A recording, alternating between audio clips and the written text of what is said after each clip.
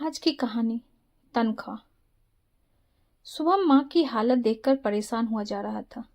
अभी 2 महीने तो गुजरे थे पिताजी को गुजरे हुए, और 2 महीने में ही लगता था माँ एकदम सूख गई है। शुभम किसी तरह चाहता था कि माँ नॉर्मल जिंदगी में वापस लौट आए, पिताजी के यादों से बाहर, ताकि उनका जीना आसान हो जाए।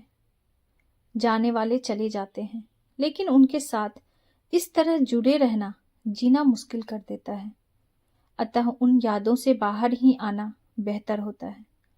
शुभम को माँ की गुम हुई मुस्कान वापस लौटाने की फिक्र खाई जा रही थी।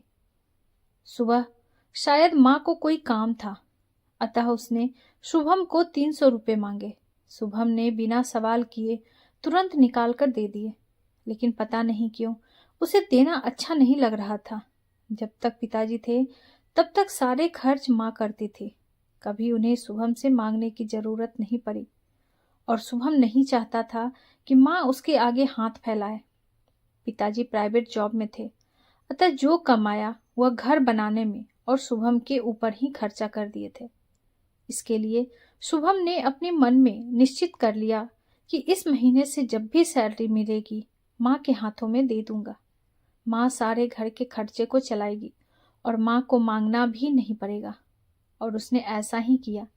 1-2 महीने तक सब ठीक ही चल रहा था, लेकिन उसकी पत्नी रेणुका को अपनी सास के आगे बार बार हाथ फैलाना अच्छा नहीं लग रहा था। अतः वह गाह बगाह इस बात की शुभम से शिकायत करती। रेणुका शायद शुभम की मनोदशा को समझना ही नहीं चाहती थी, इसीलिए शुभम उसे समझा नहीं पा रहा था।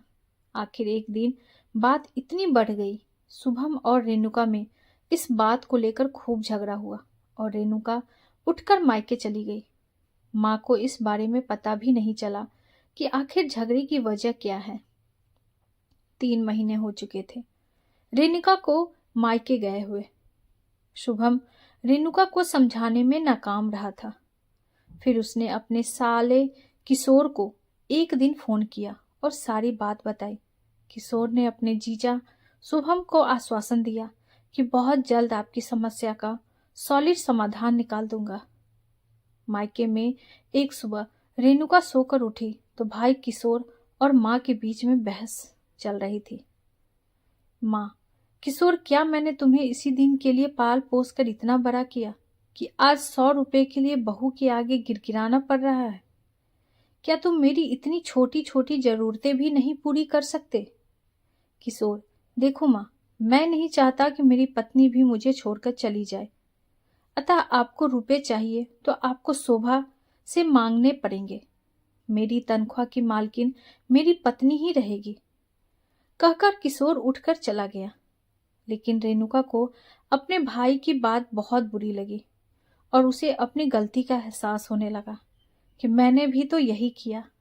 रेणुका अपनी माँ को आश्वासन देने लगी तो उसकी माँ विफर पड़ी। रहने दे रेणुका, तू किस मुंह से मुझे समझा रही है? तूने तो अपनी सास के संग यही किया है और यही चाहती है।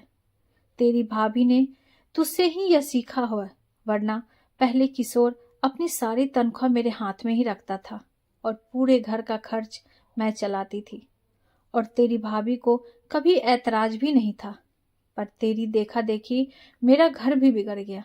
रेणुका रुआंसी होकर अपने कमरे की तरफ चली गई और कमरे में जाकर सबसे पहले शुभम को फोन मिलाया। शुभम के फोन उठाने पर रेणुका बोली, सुनिए, आप यहाँ पर आ जाइए। मैं घर आना चाहती हूँ। अब मुझे कोई तनख्वाह नहीं चाहिए। इधर दरवाजे के बाहर किशोर, शोभा और किशोर की माँ तीनों एक दूसरे को मुस्कुराकर प्रसन्न नजरों से देख रहे थे। आखिरकार किशोर का आइडिया काम कर ही गया। दोस्तों, आपको हमारी ये कहानी कैसी लगी?